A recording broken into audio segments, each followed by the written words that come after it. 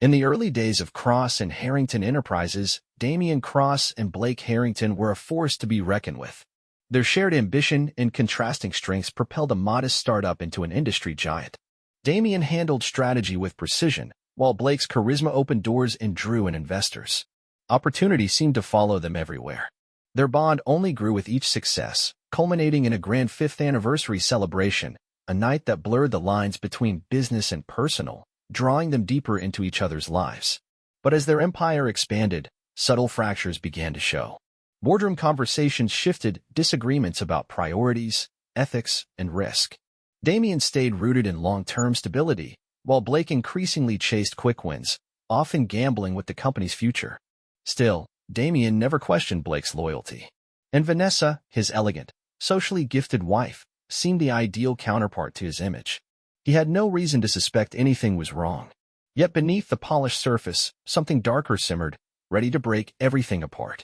The glow from Damian's computer bathed his tired face in pale light as he studied the company's financials. Outside, rain trickled down the tall windows of his home office, filling the silence with soft drumming. Though Vanessa claimed she was home, the house felt hollow, her presence barely noticeable. His mouse hovered over a spreadsheet cell when a new notification appeared. It was from Dean Holloway, the private investigator he'd hired weeks ago. The weekly report had come in. Damian's jaw clenched as he opened it. One image after another appeared. Vanessa's silver Mercedes pulling into the Constellation Hotel at 7:45 p.m. on Wednesday. Vanessa stepping out of the elevator 40 minutes later, wearing the red dress she'd told him was at the cleaners. And finally, Blake, his business partner, leaving shortly after her, adjusting his tie. A soft knock at the door broke the tension. Mr. Cross. Rosa, their housekeeper, peeked in. Mrs. Cross called. Said she'll be home by 11, her dinner with Miss or is running late. Damian checked the time. 9:45 p.m., the same moment Vanessa always phoned to check in. Thanks, Rosa. You can head home, he said, keeping his voice even. Once she left, Damian went to the safe and pulled out his leather-bound notebook, adding new notes, changing passwords, a gym across town, the suspicious book club with no books. His phone buzzed. It was Noah Whitaker, his closest friend and lawyer. Got your message. Free for breakfast tomorrow. 7 a.m. diner on 7th. Bring everything on Blake's Singapore project? Damian replied. Closing his laptop, he moved to the window. The garden outside blurred under the rain. 8 years of tireless work had built Cross and Harrington into a billion-dollar firm. And now it stood on the edge of collapse, all because of a hotel keycard and a red dress. The front door opened, followed by the click of heels and Vanessa's laugh echoing through the foyer, sharp, theatrical, perfected for galas. Damian didn't move. He listened. Her purse landed on the console, her coat rustled to the floor. Damian. Her voice drifted upstairs. Still working, love? He turned slowly, masking his face with casual interest. Just finishing. How was dinner with Claire? Vanessa appeared, her blonde hair slightly damp.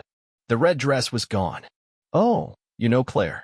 A few glasses of wine and she's suddenly sharing every detail of her dating disasters. She kissed his cheek. Her perfume, now laced with the cologne Damian recognized as Blake's, lingered. You work too hard, she said. Come to bed. In a bit. Need to prep for tomorrow's meeting. She pouted. What would the company do without you? Her phone buzzed, and for a second, her expression shifted tense, unreadable, before she tucked it away. Don't stay up too late. When she left the room, Damian returned to his desk and typed a message to Dean. Continue surveillance. Focus on all financial activity. Restaurants, hotels, gifts, and track Blake's personal accounts. He leaned back, remembering the night he'd introduced Blake to Vanessa at their 5th anniversary event. Blake had been magnetic, and Vanessa, predictably, had been drawn in. Now he wondered if that night had been the true beginning. Every smile and passing touch a subtle betrayal. The rain intensified, drowning out the sounds of Vanessa showering upstairs. Damian opened the company's org chart. Blake might have Vanessa's attention now, but Damian had built something far more powerful, a loyal executive team, a solid board, and enough incriminating details to destroy Blake professionally. He pulled up Elise Morgan's contact. As CFO, she'd been quietly flagging Blake's questionable transactions for months. She'd be crucial to the plan. Tomorrow's breakfast with Noah would only be the opening move. Then a text from Blake appeared on his screen. Drinks tomorrow? Need to talk Singapore expansion. Damian's lips curled into a tight smile. Can't. Breakfast with Noah. Rain check. He powered down his computer and gathered his notes. From upstairs, he could hear Vanessa moving casually, as if her deceit was invisible. Let her believe it. Damian knew that revenge, like success, required patience, precision, and seeing 10 steps ahead while your rival fumbled with the first. Tomorrow, he would begin moving the pieces into place. But tonight, he'd go upstairs, wear the mask, and play the loving husband one last time. The best kind of victory? The one your enemies never even see coming. At 6:55 a.m., the corner cafe on 7th Street sat mostly empty. Damian took his usual booth in the back corner. Dolores, the elderly waitress who'd served him for over a decade, arrived with coffee in hand. The usual, Mr. Cross? Thanks, Dolores. Make it 2. Noah's joining me. She nodded, eyeing the folders stacked beside him. Serious stuff today? It always is, he said, offering a rare smile. 5 minutes later, Noah walked in, suit rumpled and eyes tired. It was late when Damian slid into the booth at the diner, his briefcase weighed down with documents, eyes shadowed from another long night. You look like hell, he said, pushing a cup of black coffee toward Noah. Noah took it gratefully. Didn't sleep. I spent all night on Blake's Singapore files. Damian arched a brow. Bad. Worse. It's all speculation and creative accounting. Smoke and mirrors. Dolores, their longtime waitress, dropped off their usual egg white omelets and wheat toast. Once she was gone, Damian leaned in. Show me. Noah spread out a stack of documents between bites. He's inflating returns using outdated data to justify inflated costs. But here, this is where it turns criminal. He pushed a page across the table. Check the name of the subsidiary handling local contracts. Damian's eyes stopped on a line. Harrington Pacific Holdings. When was this created? 3 months ago, same time Vanessa started her dinners with Cater. Where's it based? Singapore. Ownership's buried under layers of shell companies. He's funneling development fees through it, inflating project cost by 30%. The board has no clue. No one else suspects? Everett Monroe's been poking around. You know how he is about audits. Damian nodded. Everett had always been sharp. One of the few board members who actually paid attention. And Lydia? Has Blake's wife noticed? Noah smirked. Too distracted with her gala prep. But there's something else. My girlfriend, Claire. Vanessa's Claire? Damian asked, eyebrow raised. Noah nodded. Yeah. She said Vanessa's been asking about divorce lawyers. High net worth specialists. Serious ones. Damian's jaw tightened. So she's planning something? Claire thinks so. And get this, Vanessa and Blake have been meeting at the Constellation Hotel every Wednesday for 3 months. Damian didn't flinch. I know. Noah froze. You've known. Damian pulled out his phone and showed him the PI's photos. Vanessa, the hotel, Blake. I needed evidence. Now I have it. Noah stared at the images. What's the plan? Step 1. Get Elise Morgan on our side. As CFO, her concerns will sway the board. Then, we quietly get the others in line. Everett's questions are perfect cover. And Vanessa? She thinks she's 2 steps ahead. Let her believe it. If she wants out, fine. But it'll be on my terms. Dolores returned, topping off their coffee. Once she left, Damian spoke again. How fast can you freeze Blake's corporate access? With evidence and Elise's approval? 24 hours. Damian checked his watch. She should be in her office. Reach out. Tell her I want lunch at that new place she keeps mentioning. He began gathering the documents. Also, start the divorce process. Quietly. Don't file yet. Noah paused. Are you sure?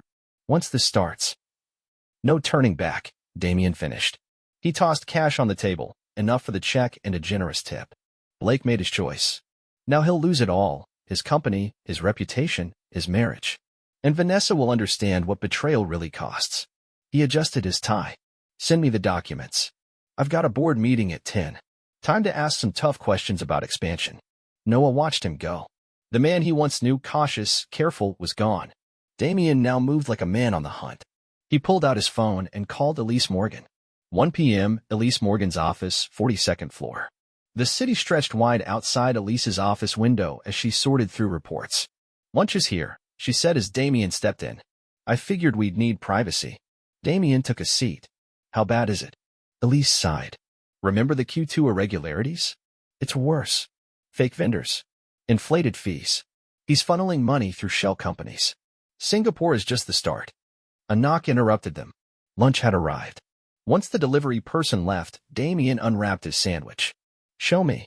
For the next hour, Elise laid everything out: backdated contracts, questionable wire transfers, inconsistencies in reporting. Each new detail tightened the lines on Damian's face. This one stood out, she said, handing him a file. Dinner for two at Lucer marked as business development. Weekly suite reservations at the Constellation listed as client meetings. Damian's voice was ice. Yes. Before Elise could respond, his phone buzzed. A message from Vanessa. Working late. Don't wait up. He showed it to Elise, then handed her the photos. She flipped through them, jaw clenched. That snake. You've just given me what I needed, Damian said. At next month's board meeting, I want a full audit presented. Every misstep. Every discrepancy. They'll rip him apart, she said. Good. A knock. Noah entered, briefcase in hand.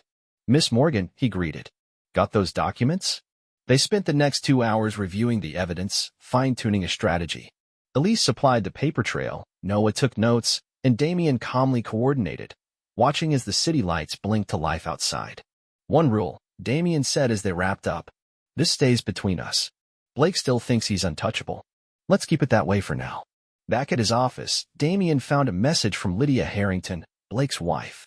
She asked if he'd be attending the charity gala next weekend. He replied simply, yes. Then he called Noah. How much does Lydia know about the foundation's finances?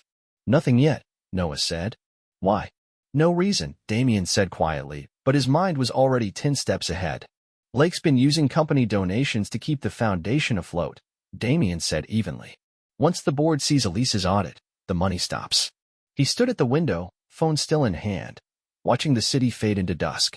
Somewhere out there, Vanessa and Blake were probably together, thinking they'd pulled it off. We'll need to offer Lydia alternate funding, he added. Set up a meeting next week. Frame it as a bigger commitment to the foundation. Another buzz. A new message from Vanessa. Miss you. Drinks with the girls. Don't work too hard. Damian ignored it. Instead, he opened his laptop and typed a message to Everett Monroe. Requesting an emergency board meeting Singapore expansion. Everything was in place. Allies aligned, evidence stacked.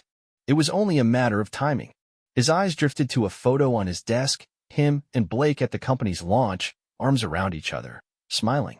Tomorrow, the illusion would shatter. 9 a.m., Cross and Harrington Enterprises, executive boardroom. Sunlight spilled through the windows, stretching shadows across the polished table. Board members filtered in, their usual chatter subdued. The agenda had one item, Blake's expansion plan. Blake stood at the head of the room, all charm and polish. He passed out folders, clicking into his presentation. What I'm about to show you, he said, will change our standing in the Asian market. Damian watched in silence. Blake spoke with practiced ease, but his hands trembled slightly. Elise Morgan sat beside him, quietly organizing her own set of documents.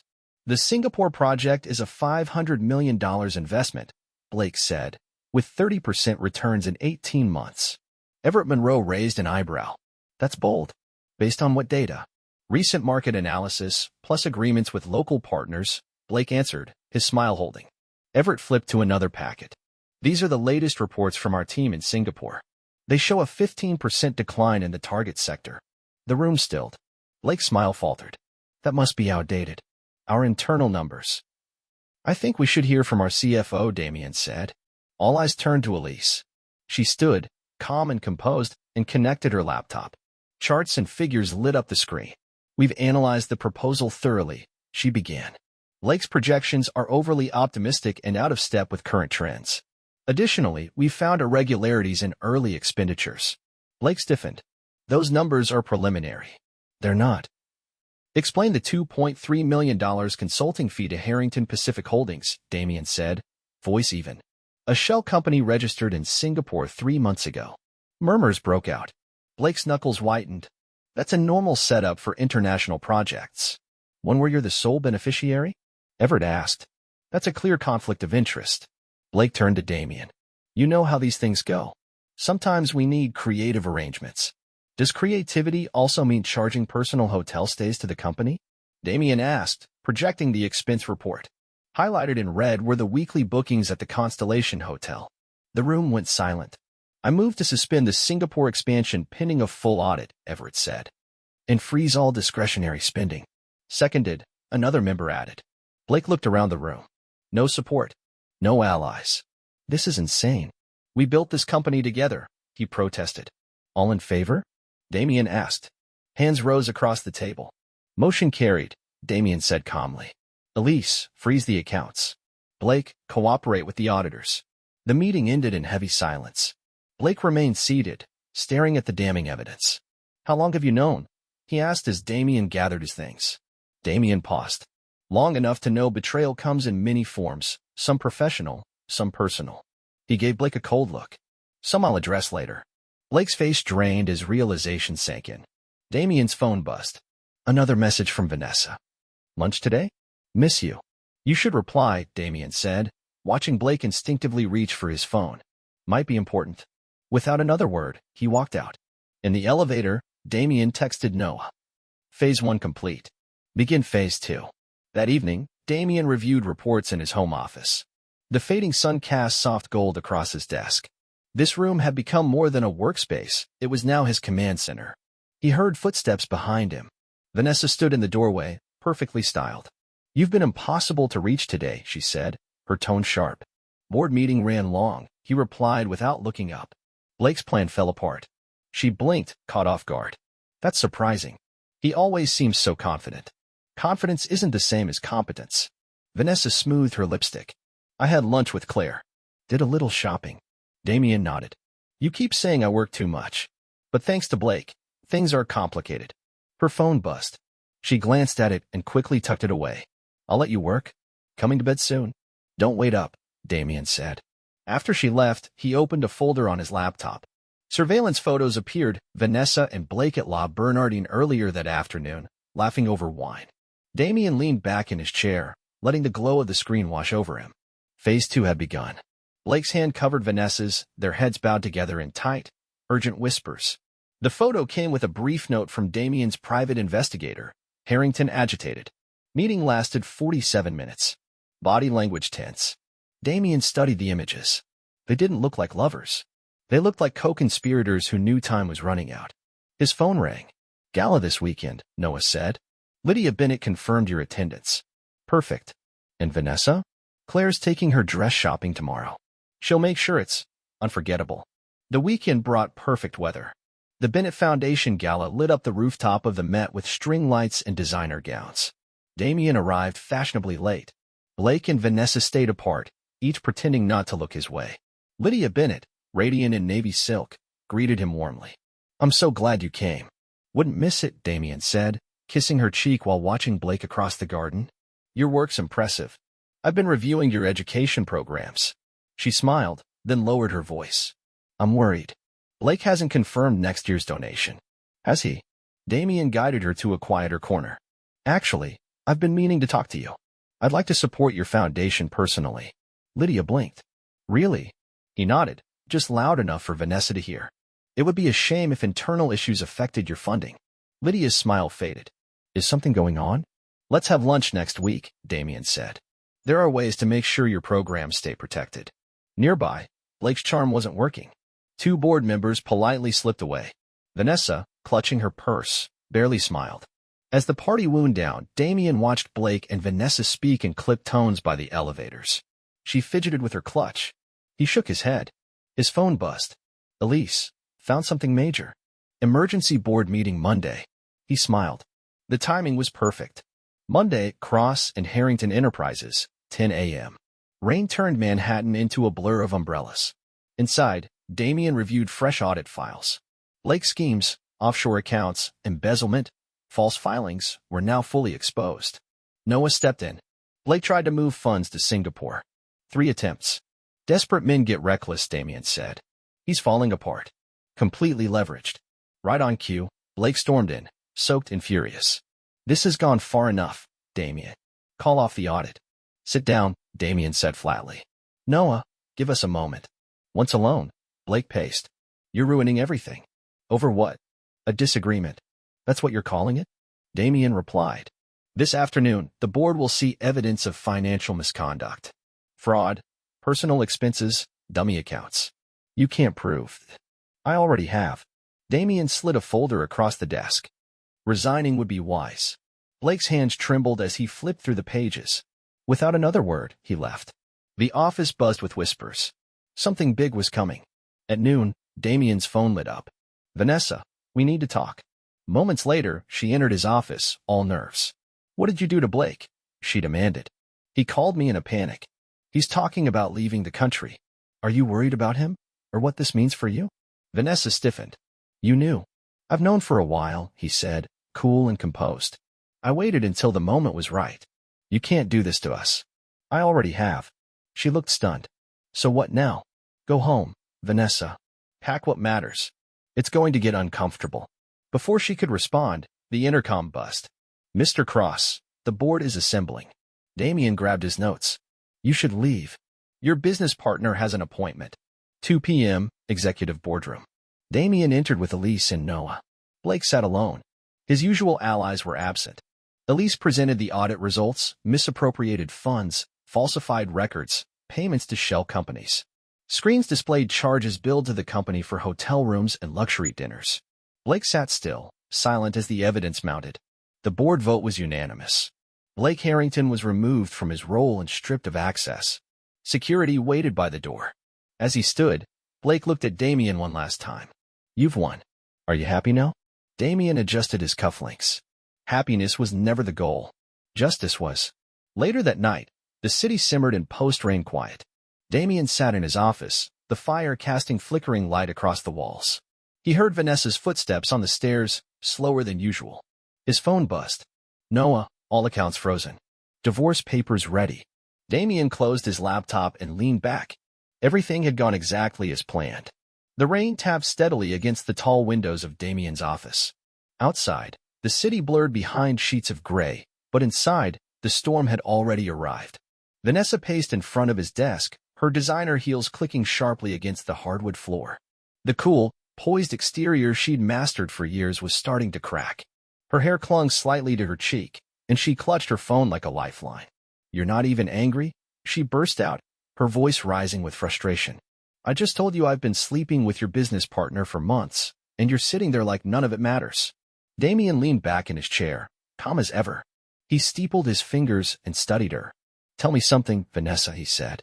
During all those Wednesday night dinners, the whispered phone calls, the sudden interest in Claire's love life, did it ever occur to you to ask why I never questioned you? Why I never pushed back? Her face drained of color. What are you saying? She asked, voice quieter now. Damian turned his laptop toward her. With a few keystrokes, a set of documents appeared on the screen, legal filings, financial statements, termination papers, and internal memos from the board. He watched her eyes widen as she read the bold header, Emergency Board Meeting, Unanimous Decision to Restructure Executive Leadership. Blake, he said, voice flat, is about to learn a very painful lesson about mixing pleasure with business. Vanessa stumbled backward, her knees finding the edge of the chair behind her. She dropped into it, shaken. This is impossible, she whispered. He would have told me. If he was losing everything, if his Singapore deal was built on fraud, he would have warned me. Damian stood and walked to the drink cart. He's been too busy watching his empire crumble to warn his mistress, he said casually. Would you like to see the official termination papers? They're quite thorough. Termination. Vanessa snapped to her feet. You can't fire him. He built this company with you. And then he stole from it, Damian said, pouring himself a glass of scotch. The board voted unanimously. Effective tomorrow, Blake Harrington will be removed as CEO. He took a sip. Lydia has already filed for divorce. With evidence. She's not just ending the marriage, she's coming after everything. Vanessa dropped back into the chair, her earlier defiance dissolving into stunned silence. She knows about us? Not yet, Damian replied. But she knows about Blake using company funds to finance your rendezvous. The shell companies. The misappropriated assets. She's quite grateful for my help in protecting her foundation's reputation. The foundation, Vanessa murmured, realization dawning. At the gala, when you told Lydia it would be a shame if anything affected her funding. I was helping her understand her options, Damian said. His phone buzzed. A message from Noah, all confirmed. Execution in progress. Just like I'm helping you understand yours. Vanessa's panic turned desperate. Damian, please. We can fix this. I made a mistake, but we can come back from this. We can talk to the board, we can save it, he said, cutting her off. I've watched you play the loving wife long enough. It's not convincing anymore. You cold-hearted bastard, she snapped, tears finally welling in her eyes. You set us up. The meetings, the late nights, you orchestrated this. Damian's voice didn't rise. No, Vanessa. You and Blake did that all on your own. I simply gave you enough rope to hang yourselves. He returned to the window. Blake chose to commit financial fraud to impress his mistress. You chose to betray our marriage. I chose the consequences. Her phone buzzed again, Blake's name flashing on the screen. She picked it up with shaking hands, eyes scanning the frantic texts. Damian turned, smiling faintly. You should answer. I imagine he has some thoughts about tomorrow's announcement. Her lips trembled as she read. This will ruin him, she whispered. That was the point. Vanessa looked up, voice breaking. You're going to destroy both of us? You already destroyed yourselves, Damian replied. I just made sure you couldn't rebuild on the ashes. She rose unsteadily. I'll fight this. Both of you. Damian laughed, but there was no humor in it. Vanessa, Blake's facing criminal charges. His accounts are frozen. His reputation is gone. Lydia's attorneys are already circling. He'll be too busy with prosecutors to worry about revenge. The rain outside intensified. Thunder rumbled in the distance. Another message popped up on Vanessa's phone. She stared at it, visibly shaking. He's being escorted out of the building? Damian nodded. Security works quickly when properly motivated. She clutched her phone like it might stop her world from unraveling. What happens now? Damian walked back to his desk and pulled a thick envelope from the drawer. He slid it across the surface toward her. Now, he said, you leave. The divorce papers are ready. Your belongings are being packed. Your access to our accounts is already revoked. You can't do this. I'm still your wife. You signed a prenup, Damian said flatly. It's very specific about infidelity. The terms are intentionally unforgiving. Tears finally slipped down her cheeks, but Damian saw no regret, only fear. Why? She whispered. Why go through all this? Why not just confront us? Damian sat back, his expression unreadable. Because, Vanessa, revenge, like business, requires patience and precision. You thought Blake was the powerful one. I wanted you both to understand just how wrong you were. Her phone buzzed one last time. She read the message, and whatever color remained in her face vanished. Ah, Damian said. He's just heard from Lydia's lawyers. Right on schedule. Vanessa sank back into the chair, speechless.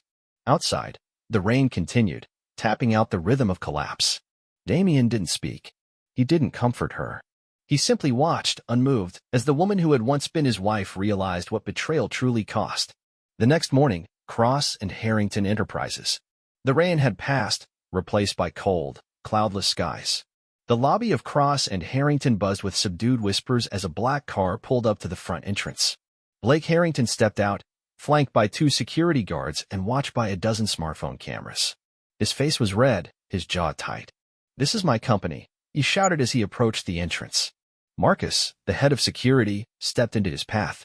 I'm sorry, Mr. Harrington. Your access has been revoked.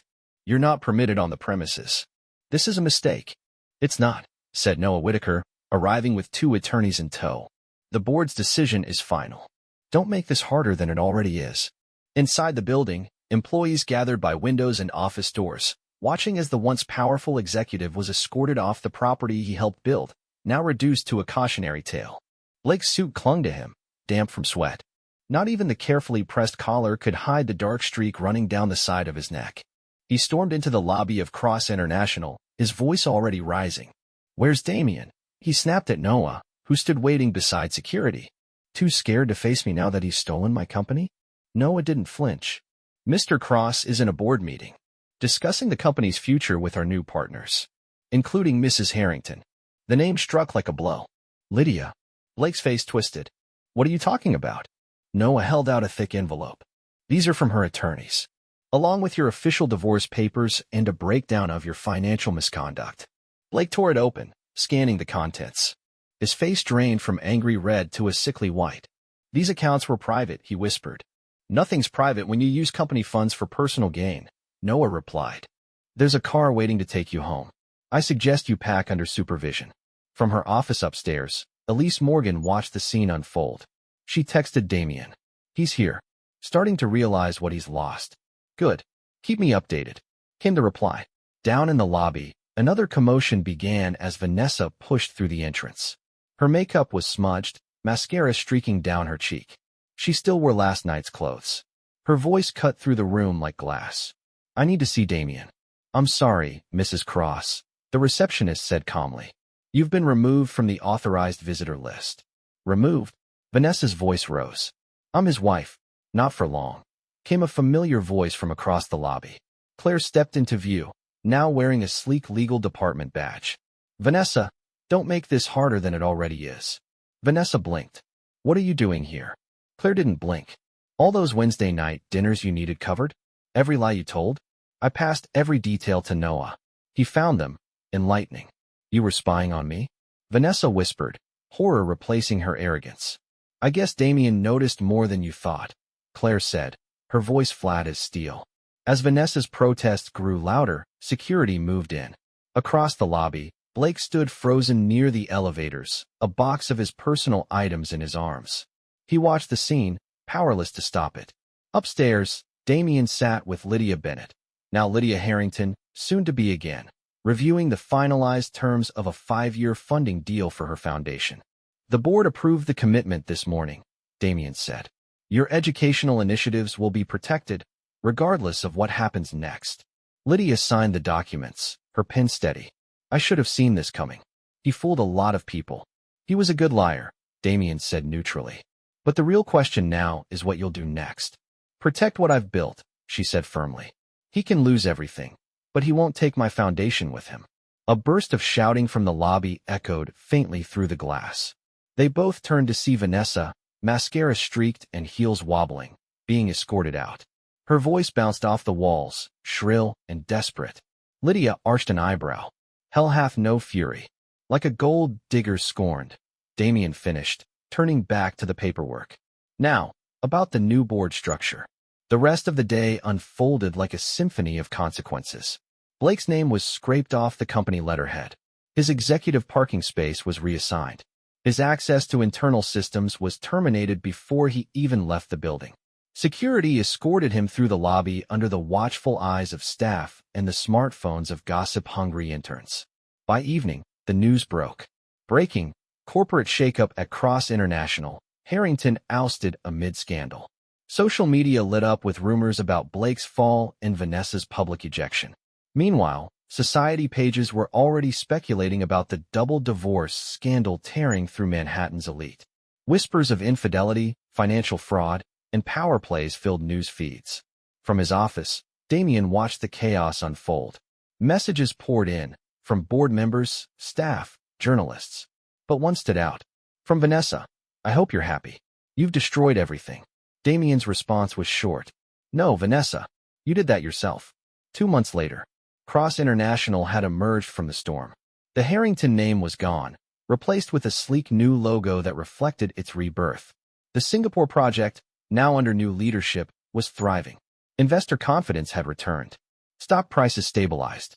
Employees, once cautious, now walked the halls with new energy. In his expanded office, Damian reviewed the latest quarterly reports. The numbers spoke of growth, recovery, precision. A knock. Elise Morgan stepped in, holding a bottle of champagne. "I thought this might be appropriate," she said, setting it down. "The SEC just closed their investigation." "Criminal charges?" Damian asked, accepting the glass she poured. "Multiple. His lawyers are scrambling for a plea deal. The evidence was overwhelming." Damian nodded. "Noah doesn't miss anything." "Vanessa's divorce was finalized this morning," Elise added. "Claire said she's staying with her sister in Connecticut. Running away is the only thing she's ever done well." Elise pulled out her tablet. "Have you seen the society pages?" She handed it to him. The headline blared. "Double divorce drama. Manhattan's power couples fall from grace."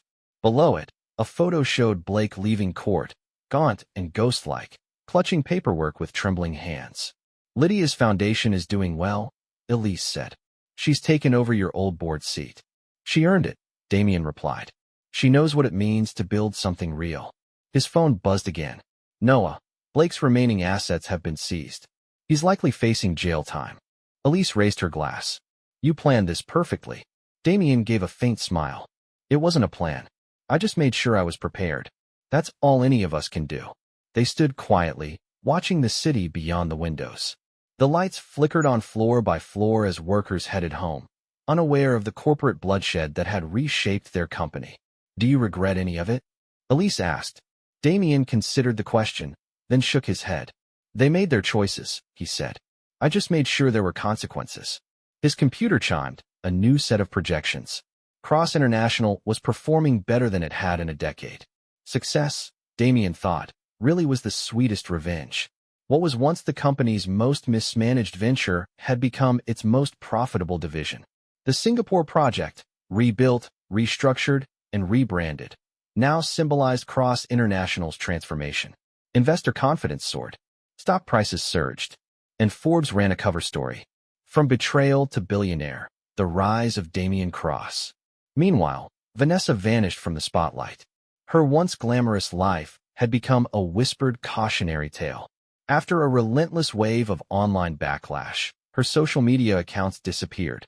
She was last seen working as a real estate agent in suburban Connecticut, far removed from the penthouses and galas she once inhabited.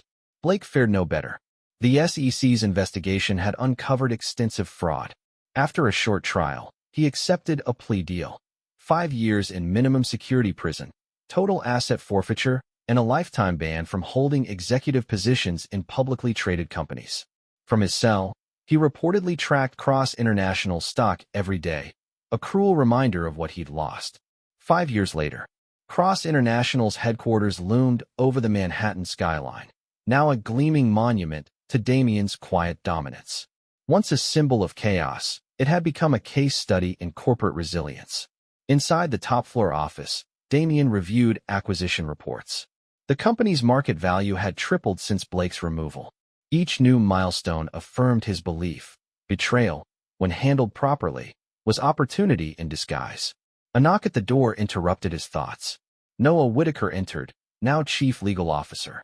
Claire followed behind, her wedding ring glinting in the afternoon light. Their marriage, celebrated 2 years earlier, had joined two of the most strategic minds behind Blake and Vanessa's undoing. "Thought you'd want to see this," Noah said, setting down a newspaper. The headline read, "Former executive Blake Harrington denied early release. 3 years down, 2 to go." Claire smirked as she Saturday, the judge wasn't impressed. Damian skimmed the article. Blake's appeal had been rejected. After his release, the terms of his plea deal would still bar him from holding any corporate role. His reputation was radioactive. "What about Vanessa?" Damian asked. Claire smiled. "Still in Connecticut. Her sister kicked her out last year. She's scraping by, selling tract housing. Her designer wardrobe's long gone, replaced with off-rack suits. She tried dating an executive recently," Noah added, until he Googled her. "Your story," Claire said, amused, "is quite the cautionary tale in certain circles." Damian gave a slight nod and turned back to his desk. His phone buzzed, an email from Elise Morgan, now his trusted CFO. Quarterly numbers had exceeded projections again. The company was thriving under her steady hand. "Lydia's foundation just announced a partnership with the Gates Foundation," Damian said, holding up a press release. "Supporting her was one of the smartest investments we ever made." Lydia Bennett, now remarried to a respected federal judge, had shed the Harrington name, the scandal, and the weight of her past. Her foundation operated in over a dozen countries, a leader in STEM education initiatives across the developing world. Noah handed him another folder. Blake filed a new appeal. Claims mental distress, shame, isolation, blames everyone but himself. "Prison tends to do that," Damian said, unmoved. The report detailed Blake's deteriorating state. Seized assets, broken alliances, a reputation so toxic that even his former friends avoided him. "Vanessa tried visiting him last year," Claire added. "He refused to see her. Blamed her for everything. Said she pushed him to embezzle." Damian chuckled. They were made for each other. His intercom buzzed. "Mr. Cross, board meeting in 20. Cross International's boardroom looked nothing like it had 5 years ago.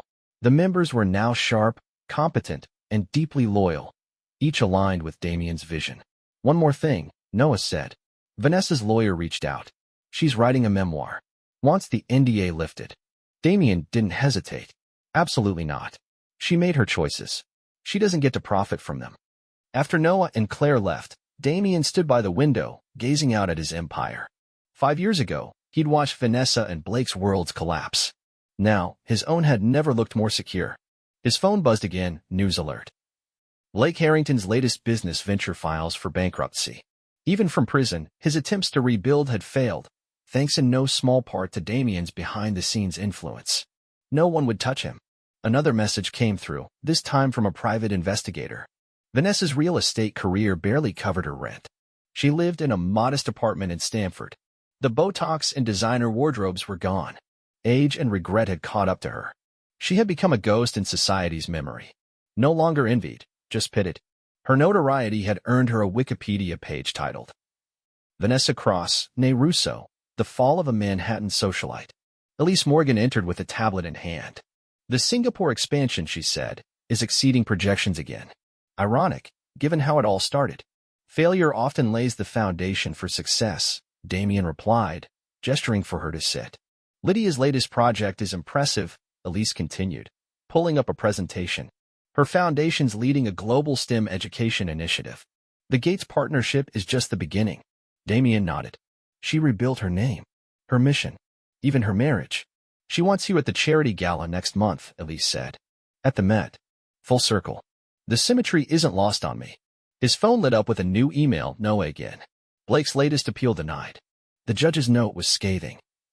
Mr. Harrington's distress stems not from remorse, but from the consequences of his own actions. Elise tilted her head. Did you see the wedding announcement? Damian glanced up. Ivy, Blake's only daughter, had recently married. The photo showed her glowing with happiness, no father in sight. He wasn't invited, Elise confirmed. Damian returned to his work, voice low and certain. Another bridge he burned. Ivy's wedding announcement had been simple and deliberate. She mentioned her mother, her new stepfather, a federal judge, but nowhere did Blake Harrington's name appear. Not even a courtesy mention. A man once poised to be a business titan was now absent from the smallest acknowledgments in his only child's life. She's focused on the foundation now, Elise said, tapping her tablet. She and Lydia have made it their mission to build something lasting from the wreckage. Damian nodded slightly, watching the city shimmer outside his office. Choices, he murmured. They have consequences. Some fall. Others rise. Just then, a notification lit up on his screen, an alert from his building's security team. Vanessa had tried to enter the lobby. Again. Third time this month, Elise said, reading over his shoulder. Each one more desperate than the last, Damian replied. What was the excuse this time? She claimed to have urgent documents for you. He smiled faintly. Still trying. Still failing. Security had turned her away politely, as always. But it was clear her visits weren't about business. They were a ghost's attempts to haunt the living. Damian's calendar pinged, dinner with Noah and Claire to celebrate their second anniversary. A relationship born from betrayal had become one of stability and truth. Claire's role in unmasking Vanessa had reshaped her entire future, now a respected figure in Cross International's legal department. Elise's phone chimed. Another update, she said. Fourth publisher has rejected Vanessa's memoir pitch, even with the NDA lifted. Apparently, they all agree. The story's too toxic. No one wants to hear from a villain who still sees herself as the victim. Damian didn't even look up from his paperwork. Karma, he said dryly, writes better endings than any publisher ever could. As night blanketed the city, the skyline twinkled with a million lights, each one a tiny reminder of how far he'd come. From the moment he saw those surveillance photos to now, every step had been measured, patient, purposeful. The next morning, Corner Cafe. A familiar booth. The same one where 5 years ago, Damian and Noah had quietly orchestrated Blake's downfall. Now, they sat there again, older, wiser, successful. Blake attempted to take his own life, Noah said softly, sliding over a printed incident report. He survived. Barely. The note he left was fragmented, rambling. But he mentioned Vanessa. Called her the beautiful poison that ruined everything. Damian stirred his coffee slowly. He was always a man who ran from consequences. We sent flowers to Lydia and Ivy, Noah added. Didn't want them finding out from the media. Damian nodded. Thank you. Noah reached for another file. There's more. Vanessa's sister finally broke her silence. She told reporters that Vanessa lost her real estate license last month, caught forging documents to inflate home values. Old habits die hard, Damian murmured. She never understood that success takes more than appearances. Dolores, their longtime waitress, stopped by with 2 plates. Saw your company in the paper again, Mr. Cross, she said with a warm smile. Something about AI this time? New division launched last week, Damian replied. It's been well received. 15 points overnight, Noah added after she walked off. Singapore office reports come in this afternoon. Damian sipped his coffee. Fitting. The division Blake nearly ruined is now our crown jewel. He follows the stock, Noah said. The prison psychiatrist sent a letter. Apparently, Blake checks the ticker every day. It's obsessive. The morning light caught the silver streaks in Damian's hair. At 50, he had become what Blake only pretended to be, a respected titan, measured not by charm, but by legacy. His phone buzzed again, at least this time. The message was brief, with a link to a local Connecticut paper. Former socialite arrested for drunk driving. Public meltdown at ex's engagement. Vanessa had made headlines again, crashing an engagement party, shouting about betrayal. The article, of course, mentioned her past. It always did. She tried reaching out to Ivy last week, Noah said. Pitched her the real story. Ivy blocked her. Now she wants to tell the truth, Damian mused. But no one's interested. A new message arrived, this one from Lydia. The new education center is ready. Would you do the honors at the ribbon cutting? Damian smiled, replying simply, yes. Of course. The symmetry was striking. The man who had salvaged her foundation from the wreckage of Blake's betrayal now asked to open its proudest expansion. Life, it seemed, had a poetic memory. Later that evening, Cross International, Damian's office. He sat alone, the city glowing beneath him. On his desk lay a folder he hadn't opened in years, the original blueprint. Inside were the outlines of a plan drafted the night he first saw Vanessa and Blake together in those grainy hotel photos. Each phase of exposure, every legal step, board maneuver, and press strategy had been outlined with chilling accuracy. But at the back of the folder was a private page, one he'd never shown anyone. It was a list of predicted outcomes: Blake's financial collapse, Vanessa's social ruin, attempted reconciliations, legal maneuverings, potential comebacks. What he hadn't predicted, what no file could fully calculate, was just how complete their self-destruction would be, how thoroughly they would turn on each other, how quickly the world would stop caring. His intercom buzzed. Mr. Cross, Mrs. Cornell is here. She says it's urgent. Lydia entered, composed and poised, every bit the philanthropic powerhouse she'd become. I thought you should hear this from me directly, she said, taking a seat. Blake's being transferred to the prison psychiatric wing.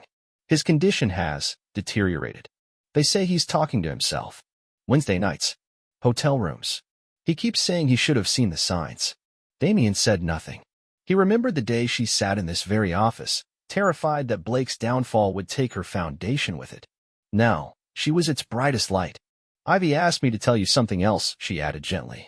She's changing her last name. Officially. She wants no trace of him left in her identity. Damian looked toward the window.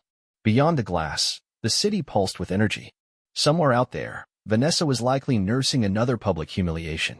In a prison psychiatric unit, Blake Harrington was finally facing the true cost of his actions. And here, in the highest office of the company they tried to destroy, Damian Cross sat with the woman who had risen alongside him. We all make choices, he said at last. Some build, some betray. The difference is whether we can live with what comes next. Lydia smiled faintly. You never just wanted revenge, did you? You wanted justice. I wanted them to understand exactly what they'd thrown away, he corrected. The rest? They did to themselves. That night, Damian stood at the window one final time, his reflection blending into the city's skyline. He had lost a wife, a partner, an illusion. But what he gained, legacy, loyalty, clarity, was far more valuable. His phone buzzed. Noah, board meeting confirmed. Q3 projection strong. We're ahead again. He smiled. While others remained trapped by their past, Damian had turned betrayal into empire, justice into momentum, and vengeance into legacy. Below him, the city lights sparkled like stars. Somewhere in the darkness, two people who once thought they could outplay him now sat among the ruins of their own making. And Damian Cross? He simply kept building.